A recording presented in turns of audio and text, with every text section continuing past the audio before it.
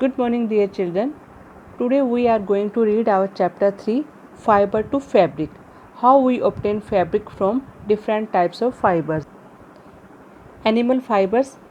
We get animal fibers just like wool and silk. Wool and silk are animal fibers. Now, how we obtain wool from animals? We get wool from sheep, goat, yak, and some other animals. Sheep, yak, llama, alpaca.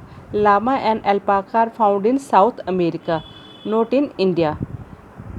Camel, angora goat, all these are found in India. बच्चों, जो हमें वूल मिलती है sheep, गोट, याक या कुछ और animal से, ये दो तरह की वूल होती है, कोर्सपियट और फाइन। फाइन वो हेयर वो होते हैं जो इनके ऊपर वाली स्किन से पाए जाते हैं। इनके थ्रेड लंबे भी होते हैं, तो ये स्वेटर वगैरह बनाने में ईजिली काम आते हैं। लेकिन इनके जो पैरों के पास के जो हम लेते हैं फाइबर्स लेते हैं, वो इतने लेंदी नहीं होते, छोटे होते हैं और इनकी क्वालिटी इतनी अच्छी नहीं होती जितनी ये। तो ये नीचे वाले जो फाइबर्स होते हैं वो सॉक्स वगैरह बनाने के काम में आते हैं, या छोटे बच्चों के स्वेटर बनाने में, या कैप या मफलर बनाने में काम आते हैं। जबकि जो लॉन्गर फाइबर्स हैं वो स्वेटर्स, जैकेट्स बनाने के काम आते हैं। अब फाइबर से हम वूल कैसे लेते हैं, इसके बहुत स्टेप्स हैं। ये सभी स्टेप्स दिखाए हुए हैं। शीयरिंग है, शीप, स्काउरिंग एंड रोलिंग। हम एक एक करके इनके बारे में डिस्कस करेंगे। तो सबसे फर्स्ट है rearing and breeding of sheep. इसका मीनिंग है शीप को पालना और उनकी नई नई नस्लें, उनकी ब्रीडिंग करना। ठीक है, अभी आपको मालूम है कि जम्मू कश्मीर, हिमाचल प्रदेश, उत्तरांचल, अरुणाचल प्रदेश और सिक्किम जैसी जगह पे, या हरियाणा, पंजाब और राजस्थान के और गुजरात के कुछ एरिया में बहुत सारे शीपर्स होते हैं जिनका काम होता है ये शीप्स और गोट्स को पालना। तो वो लोग ऐसी ब्रीड सेलेक्ट करते हैं जो ज़्यादा अमाउंट में उनको ये फाइबर्स दे सके। तो इस प्रोसेस को बोलते हैं सिलेक्टिवली ब्रीड, यानी कि ऐसी नस्ल चुनना जो ज़्यादा अमाउंट में फाइबर्स दे सके, जिससे कि उनको भी प्रॉफिट रहता है। तो ये तो था first step, rearing and breeding of sheep, यानी कि भेड़ बकरियां पालना। अब नेक्स्ट स्टेप है शीयरिंग। शीयरिंग का क्या मीनिंग होता है? शीयरिंग का मीनिंग होता है रेज़र से इनकी जो ऊपर की जो स्किन होती है ना, जिसमें ये फाइबर्स होते हैं, इसको अलग करना। जैसे रेजर से स्किन के बाल शेव किए जाते हैं, इसी तरह से जो रेज़र आता है, या फिर आजकल मशीन से भी होता है, ये शीप या गोट के ऊपर की लेयर इनकी स्किन के साथ एक पतली सी जो डेड स्किन होती है उसके साथ उतार ली जाती है। इस प्रोसेस को शीयरिंग कहते हैं। ये मशीन से भी होती है और हैंड से भी होती है। नेक्स्ट है स्काउरिंग। स्काउरिंग क्या होती है? ये जो शीयर्ड स्किन है, इसको वॉश करने के लिए टैंक्स में डाल दिया जाता है ताकि उसके अंदर से जो ग्रीस है, डस्ट है, डर्ट है, वो अलग की जा सके।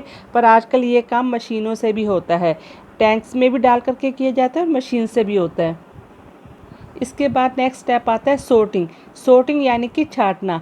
इसमें डिफरेंट टेक्सचर के जो फाइबर्स होते हैं उनकी सोर्टिंग कर ली जाती है, उनको छांट लिया जाता है।